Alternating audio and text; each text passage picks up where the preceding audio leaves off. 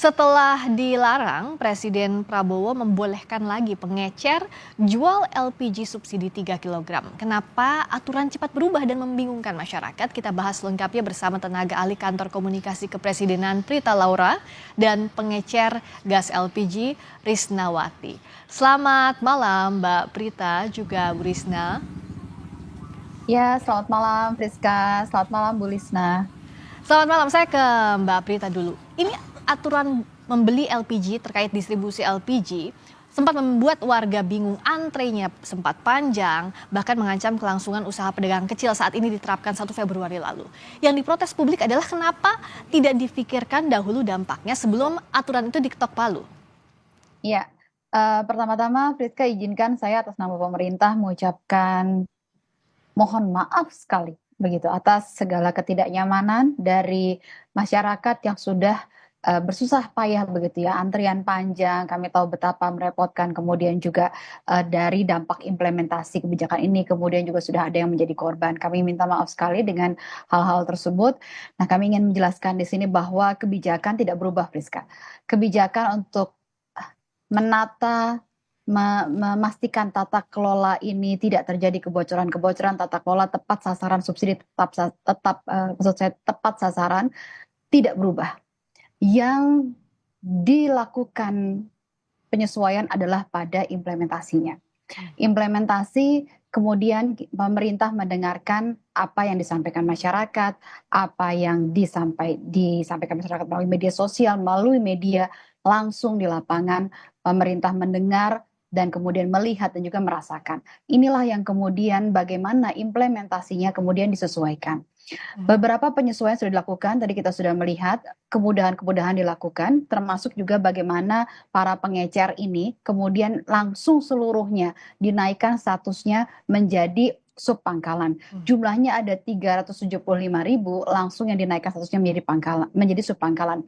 Dan ketika dinaikkan statusnya ini, selain kemudian ini juga masyarakat bisa tetap membeli sambil paralel proses bagaimana para pengecer ini prosesnya bisa masuk menjadi bagian dari subpangkalan, masuk ke dalam sistem tadi, paralel tetap dilakukan, jadi masyarakat tetap bisa membeli. Jadi tetap aktif berjualan. Ditambah lagi kemudian dilakukan juga pasokan gas bagi daerah-daerah yang memang dipantau terjadi kekurangan karena panic buying. Jadi hal itu dilakukan dan tentunya ini laporan-laporan dari masyarakat sangat diperlukan untuk membangun sistem yang lebih baik lagi. Nah, masukan dari masyarakat saya tanyakan ke Bu Risna sebagai pengecer gas LPG. Ibu Risna ini kan pengecer Warung Madura ya Bu ya di Jakarta Barat. Nah Bu Risna hari ini sudah bisa berjualan gas LPG lagi kah? Online-nya nggak nyaut. Halo Bang. Soalnya si chatnya langsung terus disapa kan? Bu Risna bisa mendengar suara saya? Bang, halo. Ya. Ininya mati. Oke, kita akan perbaiki dulu komunikasinya. Tapi begini Mbak Prita, aturannya tidak berubah, kebijakan tidak berubah. Tapi kan sempat saat implementasi dianggap belum siap. Warga harus mengantre dulu sampai akhirnya Pak Presiden Prabowo meminta Menteri SDM untuk mencabut kebijakan itu. Pengecer bisa berjualan sambil proses administrasinya berjalan. Saat ketuk palu itu, apakah tidak dihitung terlebih dahulu bahwa apa dampak yang bisa terjadi kalaupun saat ini diterapkan, administrasinya belum siap? Tentunya dalam suatu kebijakan ketika dikeluarkan ada proses pra-nya terlebih dahulu ya, bagaimana implementasi dari kebijakan ini. Namun ternyata kemudian proses pra tersebut dilihat pada kenyataannya tidak mencukupi untuk kemudian menjawab kebutuhan masyarakat, tidak disulitkan dengan proses tersebut. Sehingga kemudian pemerintah bergerak dengan cepat untuk memastikan agar masyarakat bisa mendapatkan apa yang dibutuhkan. Tadi kata kuncinya bagaimana keterjangkauan itu menjadi penting. Harga bisa dipastikan untuk kemudian masyarakat bisa mendapatkan harga yang sesuai dan kemudian masyarakat bisa mendapatkan apa yang dibutuhkan. Karena Friska, kalau kita melihat selama ini begitu ya, kebocorannya luar biasa. Masyarakat yang rentan ini yang benar-benar dirugikan karena ada perilaku main-main begitu di dalam proses penjualan LPG ini. Yang kami juga menemukan begitu ya, kami bicara dengan masyarakat yang di rumah tangga biasanya membeli kebutuhan LPG 3 kg ini untuk kebutuhan 10 hari, tapi ternyata hanya 5 hari. Kemudian ketika digoyang-goyang masih ada suaranya, ternyata isinya air. Ya. ada perilaku oplosan, ada perilaku mengurangi jumlahnya, begitu ya. Ini yang dirugikan siapa? Masyarakat yang benar-benar membutuhkan yang harusnya menerima subsidi. Oke. Yang kedua, banyak sekali yang tidak seharusnya menikmati subsidi tapi manfaatkannya. Ini Hmm. yang harus dikelola dan bagaimana implementasinya kita terus bangun, terus mendengarkan dari masyarakat yang terbaik seperti apa. Oke, kalau Bu Risna sudah bisa mendengar suara saya?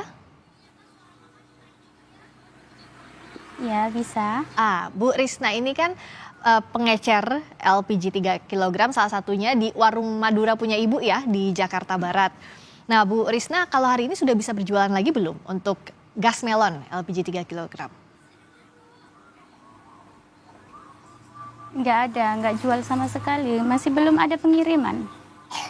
Oke, masih belum ada pengiriman. Bu Risna sudah diberitahu informasi terbaru soal Pak Prabowo minta agar pengecer bisa lagi jual gas LPG, sudah sampai belum informasinya ke Ibu dari agen?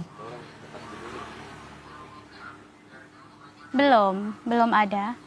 Oke, kalau di Ibu sudah tidak bisa berjualan sejak tanggal berapa, Bu? Sejak tanggal 1 itu? Iya, sejak tanggal 1 itu sudah nggak jual gas sama sekali. Oke, tapi sebelumnya Ibu dikasih tahu soal ada kebijakan ini, ada aturan ini, Ibu dikasih tahu? Iya, sudah. Sudah dikasih tahu. Nah, setelah waktu itu tidak boleh jualan 3 kilogram, ada antrean di warung Ibu, apa yang Ibu alami? Dampaknya untuk Ibu? Ya, kalau untuk saya sendiri juga sih bingung karena gas itu kan kebutuhan kita sehari-hari untuk masak. Apalagi orang-orang bolak-balik ke sana ke sini mencari gas gitu. Nah, jadi gimana ya? Kayak nggak tega aja gitu sampai malam-malam ke sini cari gas. Karena biasa Ibu bisa jual langsung ya, tapi sampai sekarang jadi belum bisa menjual gas Iya. melon itu lagi ya Bu ya, Bu Risna ya? Iya, belum bisa, belum ada. Oke, Bu Risna, karena ini ada Mbak Prita Laura. Mbak Prita Laura ini dari Istana, dari Kantor Komunikasi Kepresidenan. Ada yang mau ditanyakan langsung nggak, Bu? Ya, nggak ada deh. Oke, kalau gitu tadi pertanyaannya Bu Risna soal belum bisa untuk 3 kilogram dijual kembali, Mbak Prita harus kemana ya untuk mengonfirmasi ini? Karena kalau tadi kata Bu Risna kan dari agen juga belum ada ya disalurkan lagi gas melonnya ini, Ya. Mbak Prita. Baik, terima kasih Kompas. Kami sudah bisa disambungkan dengan Ibu Risna. Ibu Risna, nanti kami minta nomor kontaknya Ibu ya, untuk kami juga bantu laporkan juga ke Pertamina. Ibu Risna, Bapak Presiden Prabowo memerintahkan bahwa Ibu Risna sudah bisa jualan lagi. Sudah bisa jualan lagi, Bu. Nah, sekarang kami akan membantu untuk memastikan agar kemudian nanti Ibu bisa kemudian mendapatkan kembali cadangan begitu untuk kemudian dijual untuk gas LPG ini. Namun Bu Risna, tolong Bu Risna juga kemudian mengikuti untuk kemudian mendaftar menjadi agen begitu ya. Di mana nanti Ibu harus melakukan beberapa pendaftaran yang sebenarnya sangat mudah. Jadi ada syarat dokumen, hanya cukup dokumen-dokumen yang sebenarnya sangat mudah. Kemudian nanti Ibu bisa mendaftar, nanti ada bimbingannya begitu ya di situs OSS, dan kemudian Ibu mendapatkan nomor induk berusaha. Nah, ketika Ibu mendapatkan nomor induk berusaha ini, Bu Risna, nanti Ibu bisa menjual lagi, sudah bisa terus menjual begitu ya, sudah bisa terus menjual gas LPG dan kemudian nanti dipantau di aplikasi. Nah, Ibu nanti kemudian akan menjadi status UMKM. Nah, ketika Ibu menjadi UMKM akan banyak sekali Bu manfaat yang bisa Ibu terima dari pemerintah. Contohnya misalnya jika dibutuhkan tambahan pendanaan begitu ya, modal. Untuk UMKM ada program-program pemerintah untuk bisa memudahkan mendapatkan tambahan modal, Bu Risna. Kemudian ada juga tambahan-tambahan lain yang bisa dirasakan, misalnya bimbingan, Bu Risna. Jadi Bu Risna ada bimbingan-bimbingan pemerintah yang bisa diberikan ke Bu Risna, bagian bimbingan pengelolaan keuangan, mengembangkan usaha. Jadi Bu Risna nantinya semoga insya Allah Bu, Ibu bukan hanya jadi sekedar berjualan begitu pengecer, tapi nanti bisa naik kelas jadi UMKM dan bisa mendapatkan berbagai fasilitas dari pemerintah. Jadi Ibu usahanya bisa lebih lancar lagi, Bu. Itu tolong diikuti prosedurnya ya, Bu ya. Dan Ya. bagi masyarakat lain, Friska, yang belum mendapatkan bisa juga melapor begitu ya ke Pertamina, ada call centernya di 135 Oke. agar. Ya. Betul, di 35 ya Mbak Prita ya, kalau belum mendapatkan atau kalau belum bisa berjualan normal kembali, itu bisa menghubungi Pertamina 135 begitu. Ya, ya. Oke. Dan Friska, nanti kami mohon bisa dapatkan nomor telepon Ibu Risna ya untuk kami Ya. bisa bantu laporkan ke Pertamina. Baik. Terima kasih. Itu Bu Risna sudah jelas apa yang disampaikan Mbak Prita tadi, bahwa nanti ada syarat-syaratnya harus Ibu penuhi, mengisi di aplikasi dan sebagainya. Ibu sudah siap kan? Iya, insya Allah saya siap. Tapi kalau dengan ide ini, Bu Risna merasa akan membantu usaha Ibu kah? Kenapa? Ibu merasa terbantu dengan tadi syarat-syarat tadi, Bu Risna?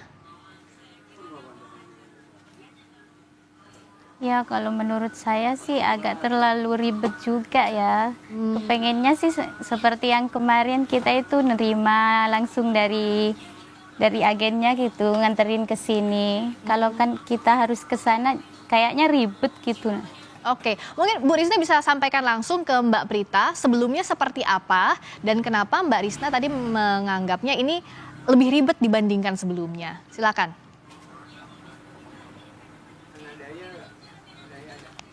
Ya kan kalau kita yang dianterin ke sini kita kan enak cuma bisa nerima di sini. Kalau kita sendiri ke pangkalan harus kayaknya susah deh.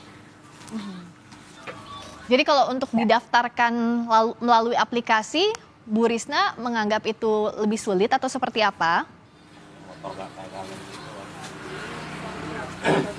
Kalau misalkan dianterin ke sini kan enak, tapi kalau kitanya ke sana kan susah.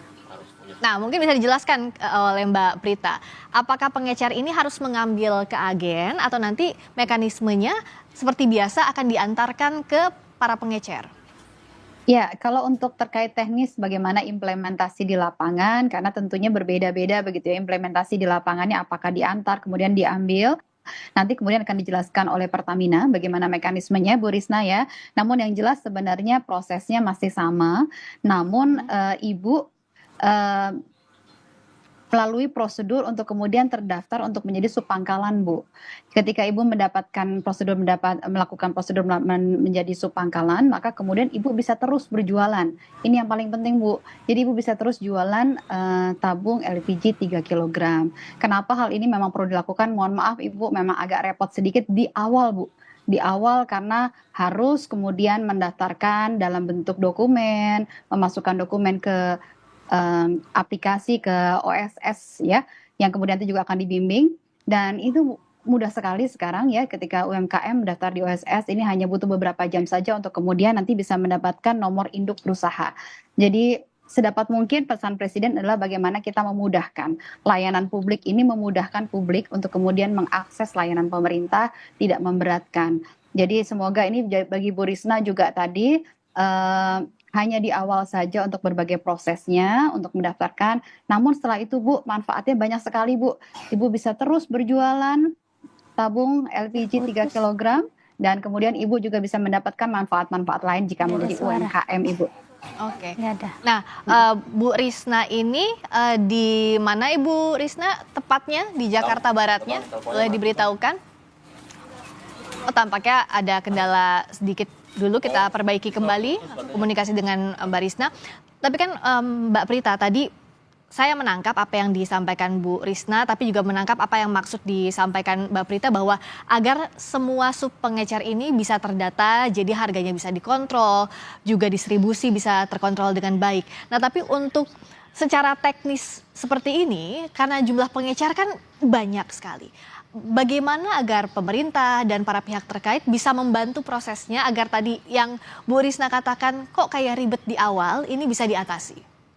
Ya, tentunya terkait dengan teknis nanti Pertamina akan membimbing satu persatu begitu ya, untuk akan memberikan penjelasan kepada para pengecer yang kemudian nanti ini semuanya didorong jumlahnya ada 375.000, Friska. 375.000 pengecer di seluruh Indonesia. Tentunya ini pakai proses begitu ya. Ya. Kita tidak bisa menghitung dalam hitungan 1-2 hari, pasti ada 375.000 ini di seluruh Indonesia. Jadi butuh proses untuk melakukannya. Bu Risna mohon bersabar dulu ya. Tapi yang jelas Ibu tetap bisa jualan. Karena itu yang disampaikan oleh Presiden adalah seluruh pengecer bisa kembali aktif berjualan. Jadi Ibu nanti bisa juga datang ke kemudian di agen besar begitu ya, untuk kemudian nanti mengambil barangnya dan melakukan prosedur-prosedur yang ada. Jadi di awal memang bagaimana kemudian mendeteksi pengecer-pengecer yang ada ini juga dari itu, dari bagaimana komunikasi dilakukan kepada tadi agen-agen besar begitu ya, pangkalan tersebut begitu ya, untuk kemudian mengetahui sub-sub pangkalan mana saja di bawah koordinasinya. Jadi memang kalau kita melihat ya, hal ini memang perlu sangat kita lakukan karena bicara mengenai kebocoran negara. Kalau kita lihat datanya KPK sebelumnya disebutkan akhir Desember tahun lalu KPK menyebutkan bahwa adanya potensi kebocoran ya. Dari hal ini tuh sampai kemudian 50 triliun begitu. Nah, angkanya inilah yang harus diawasi ya Mbak Prita. Nah, artinya kalau misalnya untuk proses ini kan harus sampai ke Bu Risna dan kawan-kawannya dengan baik. Bu Risna, sudah bisa dengar lagi suara saya ya? Ya, sudah. Nah, tadi kata Mbak Prita bahwa nanti dalam prosesnya pasti akan dibantu oleh Pertamina misalnya dan juga bisa dengan agen terkait. Kalau Bu Risna bisa disampaikan harapannya apa sih Bu? Kalau tadi disampaikan oleh pihak istana lewat Mbak Prita bahwa nanti Ibu setelah daftar di awal itu akan tetap bisa berjualan, termasuk sekarang juga Ibu akan bisa berjualan kembali. Kalau Bu Risna harapannya apa sih Bu yang mau disampaikan mumpung ketemu langsung dengan Mbak Prita di forum ini? Silakan Bu Risna. Ya, kalau harapan saya sih secepatnya aja gitu. Secepatnya bisa jualan lagi begitu ya Bu ya? Soalnya kan gas itu, iya. Oke. Ibu boleh dibantu, lokasi Ibu di mana warungnya? Di Kemandoran Lama. Kemandoran Lama? Di Kemandoran Lama biasa ngambil agennya dari mana Bu? Biasanya saya dianterin ke sini langsung. Ya, agen yang mengantarnya di agen daerah mana? Bisa disebutkan oleh Bu Risna? Saya kurang tahu. Oh, biasanya Ibu siapa yang mengantar? Biasanya ada bapak-bapak itu pakai motor yang nganterin biasanya. Ibu pesannya ke siapa? Saya nggak pesan, dia biasanya tiap hari langsung ke sini, mau ngisi nggak? Bilangnya gitu. Menawarkan gitu ya Bu ya. Nah, berarti dalam prosesnya juga Mbak Prita apakah bisa dibantu agar didata mana agen resmi yang menyalurkan ke pengecer-pengecer ini ya, misalnya Bu Risnawati yang ada di Kemandoran, itu sebenarnya agen yang harus dijangkaunya di mana, itu akan dibantu Mbak Prita? Ya, tentunya akan dibantu. Namun saya bertanya kepada Bu Risna, boleh ya Friska ya? Silakan. Bu Risna beli tabung LPG 3 kg berapa? Kemudian Ibu jualnya berapa? Mohon maaf, boleh kami tahu Ibu jualnya berapa Bu? Atau biasanya saya ngambilnya 18,5, saya ecernya 21. Ya, baik. Jadi, nah Ibu Risna ini masih bagus begitu ya. Namun kalau kita lihat ini harga-harga yang terjadi di lapangan ini juga luar biasa kenaikannya. Karena mungkin ya tadi berjenjang. Jadi dari kemudian pangkalan, kemudian ada pengecer 1, kemudian lanjut ke pengecer 2. Ini yang kemudian sampai kemudian diterima oleh masyarakat yang harusnya menerima subsidi menjadi tinggi harganya. Dan bukan hanya tinggi, tadi dikatakan seringkali juga para pengecer lanjutan seperti Bu Risna ini tidak tahu sebenarnya pangkalannya itu yang mana begitu. Agennya yang mana gitu ya Mbak ya? Iya, pangkalannya dari mana? Saya ngambil dari mana nggak tahu begitu ya? Iya. Jadi inilah salah satu bentuk tata kelola yang harus dirapikan. Ya. Jadi memang di awal harus kenalan dulu Bu dengan pangkalannya siapa. Karena Ya. dari pangkalan itu yang kemudian sistemnya kemudian nanti akan menjadi kontrol Baik. untuk melihat apa yang dilakukan oleh pengecer, Ya. memastikan tidak ada yang menerima subsidi benar-benar menerima, dan yang tidak Ya. berhak menerima subsidi tidak mendapatkan subsidi. Ya, diharapkan diawasi dan dibantu betul Mbak Prita agar tadi konsepnya bisa sampai juga ke masyarakat, tidak menyulitkan, justru sebaliknya bisa membantu dan mencegah kebocoran sesuai apa yang diinginkan sebenarnya. Terima kasih Mbak Prita Laura, tenaga ahli Kantor Komunikasi Kepresidenan. Terima kasih Mbak Risnawati, pengecer gas LPG. Selamat malam.